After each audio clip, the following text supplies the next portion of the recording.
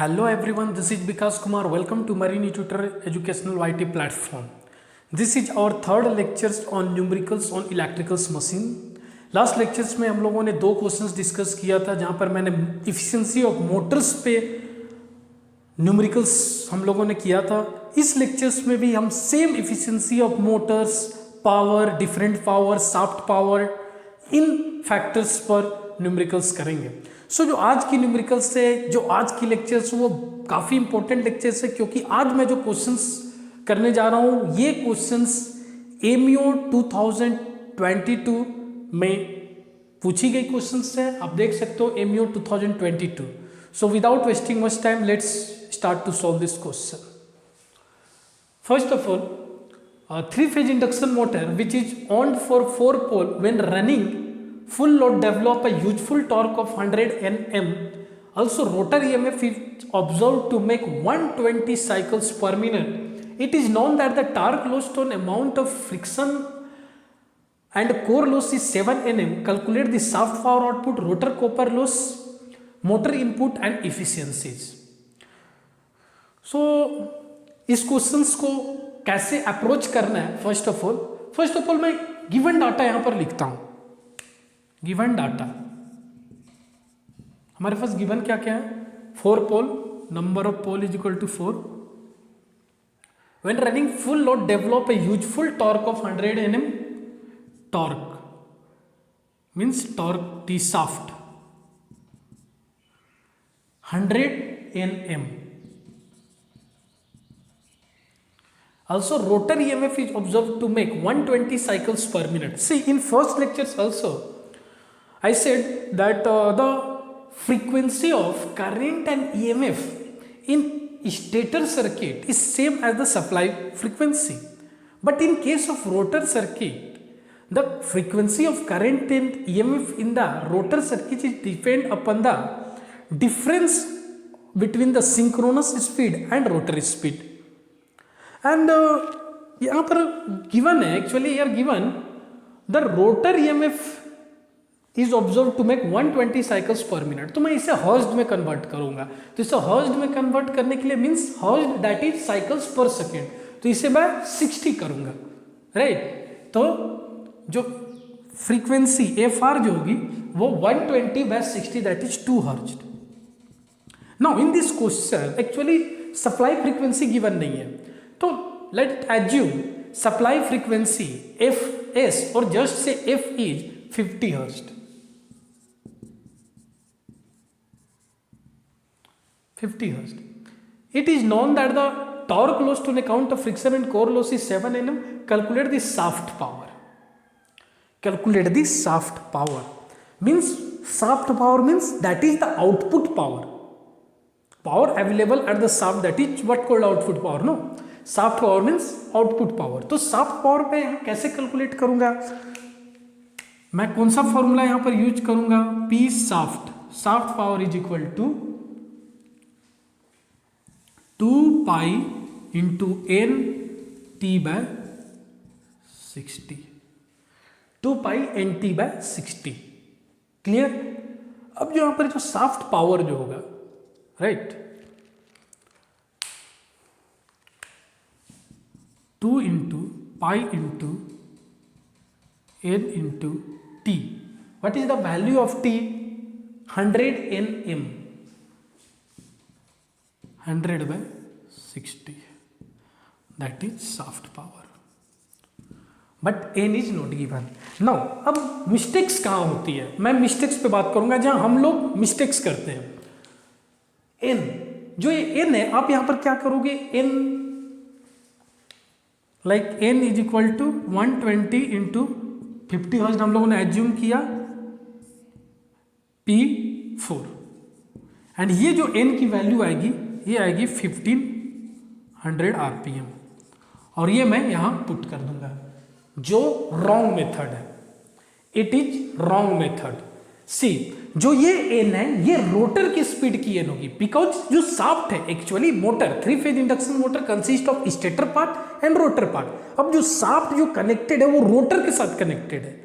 जो हमारी synchronous speed होती है, जो एन एस आप ये कैलकुलेट कर रहे हो 120 F/p, ये एक्चुअली क्या है? ये जस्ट इमेजिनरी स्पीड, ये मैग्नेटिक फ्लक्स की स्पीड है। बट यहां पर मैं किसके साथ डील कर रहा हूं? शाफ्ट पावर के साथ। जो शाफ्ट पावर के साथ अगर मैं डील कर रहा हूं तो यहां जो स्पीड जो होगी वो शाफ्ट की स्पीड होगी, और शाफ्ट की स्पीड मींस रोटर स्पीड, क्योंकि वो रोटर से कनेक्टेड है शाफ्ट, सिंपल। तो यहाँ एन जो होगा वो कौन सा स्पीड हम लेंगे? Rotor speed. क्लियर? तो रोटर स्पीड फाइंड करने के लिए मैं क्या करूंगा, हमारे पास एन एस है, तो how to calculate rotor speed? N R is equal to 1 minus S into N S. How to calculate S? Again very basic first lectures में मैंने आपको बताया था, अगर रोटर फ्रीक्वेंसी है that is F R. What is rotor frequency? The frequency of current and EMF in the rotor circuit is depend upon synchronous speed, is depend upon the difference of synchronous speed and rotor speed. Okay, और ये बहुत ही small value होती है, तो that's why frequency F R is equal to 2 hertz and this is what called stator, और just we can say frequency F that is supply frequency is equal to 50 hertz. तो slip की definitions और slip की numerical relations क्या होती है? F R and F से, S is equal to F R by F that is 2/50 that is 1/25 that is 0.04, तो 1 minus 0.04 into 1500 that is 1440। अब यहां जो n जो होगी, कौन सा n है? रोटर की स्पीड जो होगी 1440। अब जो शाफ्ट पावर यहां आप जो कैलकुलेट करोगे उसकी वैल्यू आएगी 15.07 kilowatt, 15.07 kilowatt. Clear? Now second question, rotor copper losses. Clear? अब मुझे रोटर कॉपर लॉस फाइंड करना है, तो अगेन मैं आपको फर्स्ट लेक्चर्स में मैंने आपको रिलेशनशिप बताया था, वन इंपॉर्टेंट रिलेशनशिप बताया था, पी रोटर इनपुट। ये रिलेशनशिप बहुत इंपॉर्टेंट है, और ये रिलेशनशिप मैंने फर्स्ट लेक्चर्स में भी बताया था, सेकेंड लेक्चर्स में बताया था। P rotor input is to P rotor copper loss is to P mechanical power developed is equal to 1:s/1 minus S. ये इसकी इंपॉर्टेंट रिलेशनशिप होती है। क्लियर? अब मुझे क्या फाइंड करना है? Rotor copper loss. अब रोटर कॉपर लॉसेस मुझे फाइंड करना है, और हमारे पास एस है और PRIP सी। अब मैं क्या करूंगा, ये इक्वेशन लिखूंगा, rotor input by rotor copper losses is equal to 1/s। Rotor copper losses is equal to S into P of rotor input.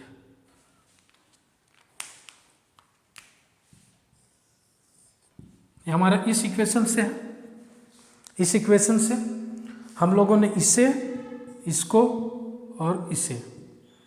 Clear? But slip है, हमें रोटर कॉपर लॉसेस फाइंड करना, but अब हमारे पास rotor input power नहीं है। अब rotor input power है नहीं मेरे पास, तो अब मैं क्या करूंगा, उसके लिए एक सेंटेंस गिवन है, it is known that the torque lost on account of friction and core loss is 7 newton metre. अब यहां पर जो एक ग्रोस टॉर्क होगा, GROSS, ग्रोस टॉर्क, ये मेरा T था टॉर्क, जो ग्रोस टॉर्क जो होगी TG is equal to 100 plus 7 that is 107 newton metre. Clear? अब यहां पर मैकेनिकल पावर डेवलप्ड मैं कैलकुलेट कर सकता हूं।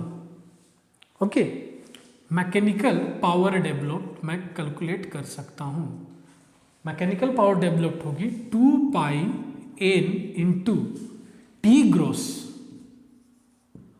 Bye 60, again 2 pi into n 1440 into 107 by 60, see अभी हमारे पास मैकेनिकल पावर डेवलप आ चुका है हमारे पास।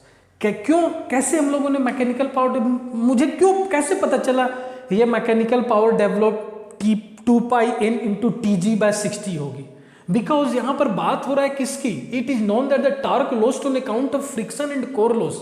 जो फ्रिक्शन और कोर लॉस जो हो रहा है, वो जो टॉर्क लॉस हो रहा है वो 7 न्यूटन मीटर है।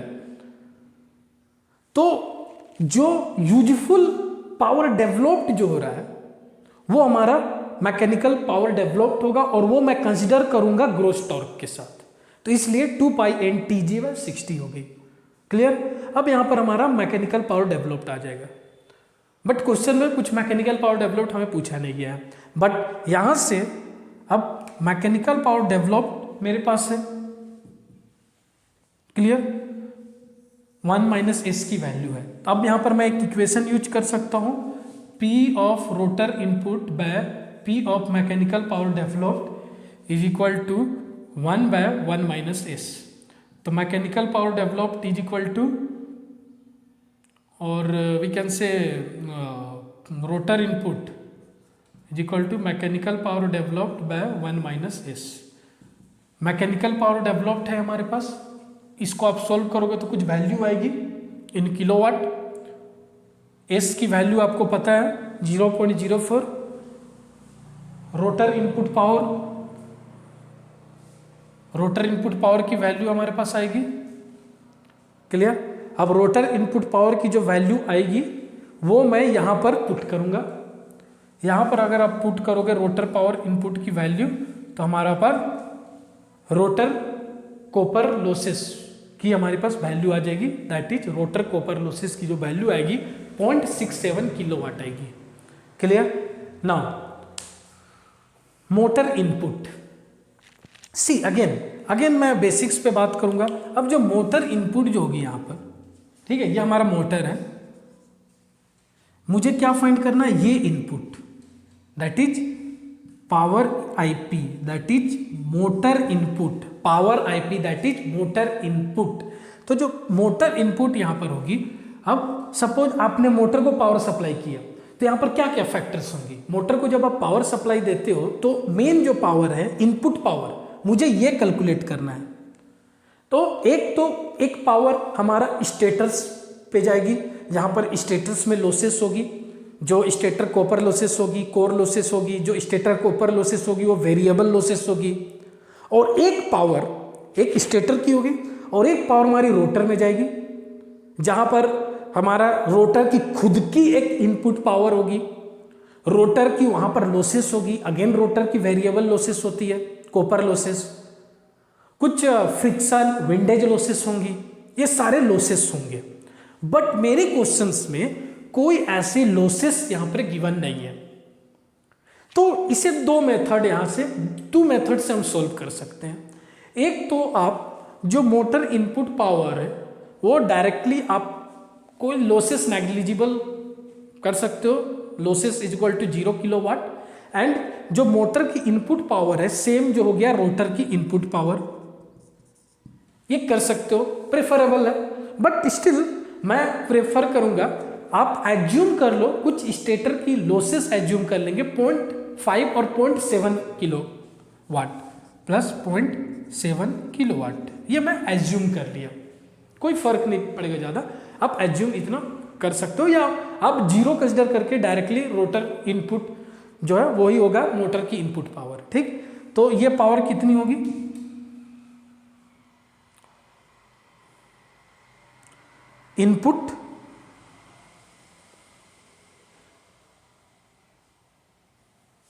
इनपुट की कुछ पावर आई है हमारे पास, ये वाला पावर, ठीक, ये जहां पर हम लोग कैलकुलेट किया था ये कुछ पावर आई थी, ये पावर प्लस 0.7 किलोवाट करोगे तो आंसर आएगी 17.49 kilowatt. Clear, 17.49 kilowatt. Now last thing, efficiencies again क्या होता है, output by input. Efficiency find करने के लिए मोटर की आउटपुट बाय इनपुट, तो आउटपुट हमारा क्या है, आउटपुट ये कौन सा आउटपुट हो गया, जो साफ्ट पावर है, शाफ्ट पावर जो होता है वही हमारी आउटपुट पावर होता है। तो शाफ्ट पावर हमारी कितनी थी, शाफ्ट पावर 15.07 और मोटर इनपुट पावर कितनी है 17.49। क्लियर, इंटू 100 तो ये आएगा 86.16%। तो ये क्वेश्चंस थी recently MEO class 4 written exams में क्वेश्चंस पूछी गई थी एंड ये क्वेश्चंस की प्रॉपर सॉल्यूशंस आप ऐसे आप ये सारी स्टेप्स एंड फॉर्मूलाज आप प्रॉपर वे से आप यूज कर सकते हो। एंड नेक्स्ट लेक्चर्स में मैं फिर different type of 3 phase inductions motor पे बात करूंगा और ऐसे 2-3 लेक्चर्स आएंगे 3 फेज इंडक्शंस मोटर की, फिर मैं ट्रांसफार्मर पे आऊँगा, फिर मैं अल्टरनेटर्स पे आऊँगा, डीसी मशीन्स पे आऊँगा। सो जो भी एमईओ रिटन एग्जाम से पूछे जा रहे हैं, ईटीओ सीओसी में पूछे जा रहे हैं और साथ में बीटेक मरीन इंजीनियरिंग जो इलेक्ट्रिकल मशीन्स की लेक्चर्स हैं वो सारे मैं कवर करूंगा। So stay tuned, stay connected, let's learn and grow together with marine tutor. Thank you.